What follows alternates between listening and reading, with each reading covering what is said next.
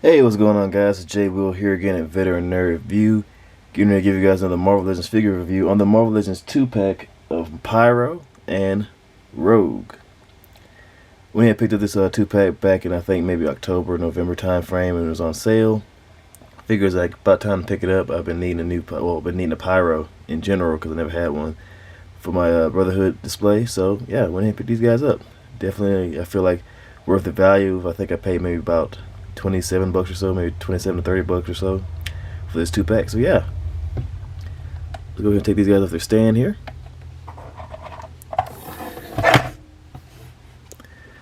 And guys, if you can, go ahead and hit the subscribe button, hit the like button, and the notification bell, so that way you guys will be looped in on any more deals I got coming up, any more videos that are coming down the pipeline, and the raffle program that I'm getting ready to implement for you guys, where you guys have a chance to win some pretty awesome figures that you may have missed out on the past year or so. And so yeah, take a quick look at the packaging here. We have this nice big window box here. Let me drag my camera up just a little bit. I like the square packaging deal that they've been going with lately for the 2-packs. Not bad there. Nice big bold window front. Marvel's Rogue, Marvel's Pyro. Nice X right there. Got some artwork right there on the side of Rogue. Artwork on the other side of Pyro. So, see how that looks. Then you got the same R right there in the back. And then yeah, other than that, not a whole lot else going on for the packaging. So you can put that to the side, bring it too closer for a little bit of some comparison. Let's go ahead and bring in some of the Brotherhood. We have Magneto, Sabretooth, Mystique, and we have Toad here. Zoom out just a little bit for a wider shot. And let's go ahead and bring in some of the X-Men. We have Marvel Cyclops, Nightcrawler, Wolverine, and of course we have Psylocke.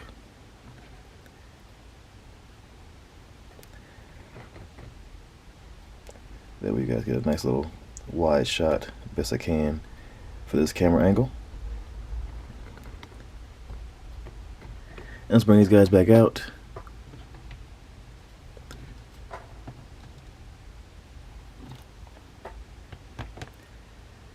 And there. And for accessories, these two figures come with a nice little amount right here. Pyro comes with the 2 flame effects that he has already equipped on his hands right there. We've seen these before with like figures like Iron Fist and whatnot. Just repainted Iron Fist and Human Torch. So just slightly repainted, maybe different from a few variants in the past. And he has the smiling head already equipped that he comes with. And he comes with his alternate kind of like relaxed face, kind of like smug kind of face. And then Rogue here, she comes with a set of down to business hands. She comes with a kind of reaching out kind of touch hand, which kind of defeats the purpose of her powers. Like this hand should have kind of been like ungloved, if you kind of think about it. And she also comes with a kind of palm open hand for the left side. And she also comes with an alternate head, kind of like a scowling, kind of like grrr, like down to business kind of face, like she's getting ready to start something. So not a bad amount of accessories for this set. Definitely I feel like kind of suits both characters. And I think they do look pretty good together. Unfortunately, this Rogue does have a few paint issues with mine. Right there around the neck, she has some green bleedage coming through right there, like some green bleedage right there on like her face. Probably can't see it from here, but yeah, it's picking up just a little bit on the camera. But yeah, as you can kind of see that little green little scuff right there, the little spot on her. At first I thought it was like a beauty mark that they kind of put on the figure, but nope, it's a little bit of green coming through right there on her cheek. So yeah, that kind of sucks. And other than that, got a few paint splotches right there, a little bit of white on her outside of her green, well, inner green right there on her skirt, back of her leg. A little bit of paint bleeding over on the edges right there on her boots right there. But not too much negativity as far as the paint goes. Set it back down. And Pyro himself, don't see too many issues with him, except right there on his boot. Right there, got a little bit of a paint bleed, or like a bit of red was scratched off right there on his boot. A little bit of black paint splotting right there in the inner thigh. And not much else as far as issues with the paint on this guy, as far as I can see so far. Yeah, let's get down to articulation. Let's get down to brass taxes. Pyro can look up that far, looks down that far, so pretty good range. They're using the older head joints, neck joints. Side to side motion, you get a little bit of head tilt in there. Shoulder out to the sides that far, a little bit further.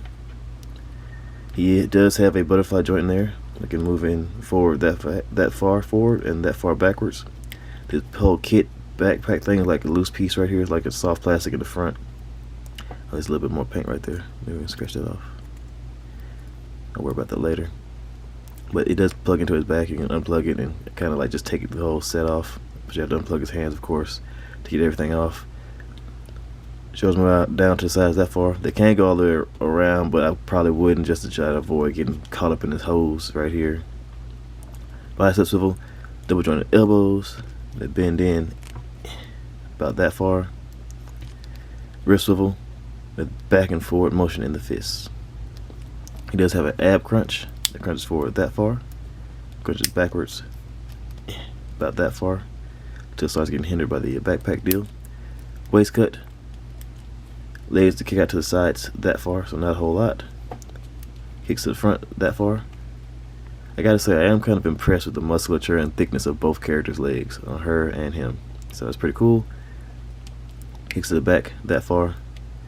Upper thigh cut, double joint knees that bend in that far. And you have a boot cut, ankle pivot with up and down motion in the feet. So you get a nice little range of motion on this guy, as much as he needs to adequately represent the character. So that's a plus. Stand him up. And now for a Rogue, she can look up very far, looks down that far. She gets a little bit of the neck shifting right there motion, kind of like the old pile driver type deal. Side to side motion, get a little range of head tilt right there. So yeah, pretty cool. Arms move out to the sides that far, all the way down. They go all the way around. You get a bicep single joint with rotation to make up for the lack of bicep swivel. Then you get wrist rotation, as well as back and forward motion in the fist. Then you get a diaphragm joint, allows you to crunch back that far, crunches forward that far. Of course, you get the rotation in there too. Don't get any more articulation in the torso, but thighs kick out to the sides that far. Kicks forward about that far till the skirt starts to bend. You kind of want to try to avoid getting those creases in it. Upper thigh cut. Kicks back barely at all. Double jointed knees that bend in about that far. No upper boot cut or anything like that, but she does get ankle pivot as well as up and down motion in the feet. So yeah, you get a great little range of motion with this gal. This nice little neck scarf right here is a soft plastic, so it's real soft and pliable, so we'll really get in the way of anything. But she looks good, he looks good. I feel like this is a pretty decent set to pick up if you guys can find them somewhere for around the price of 30 bucks or so. They may still be on Amazon or somewhere for around that price. I don't know, I'm not sure, I haven't checked for a while. But yeah, as always guys, I appreciate you all for stopping by, checking out my video. If you can, if it's not too big of a bother, go ahead and hit the subscribe button, like button, comment, share your thoughts, hit the notification bell so that way you guys be looped in any more updates I have on the raffle program. As I've mentioned in some previous videos, I believe I'm getting ready to go ahead and start my first test raffle sometime this month, probably the end of May, and let it run for about 30 days. The figure I have in mind is going to be one of the 3 Proton Canon Iron Man figures that I have. I have 3 extra copies in my living room right now. I'm probably going to go ahead and use one of them for the raffle. So if you guys can, go ahead and subscribe. If you want a chance to win that Iron Man figure, you're definitely going to want to be looped in to know how to get your votes in or get your chances in. Probably going to be doing raffle tickets of about $2 or so. But you buy $2 per ticket to get your name in the cage, and I'm going to do a video on the winner. So yeah, as always, guys, you all stay safe out there. Later.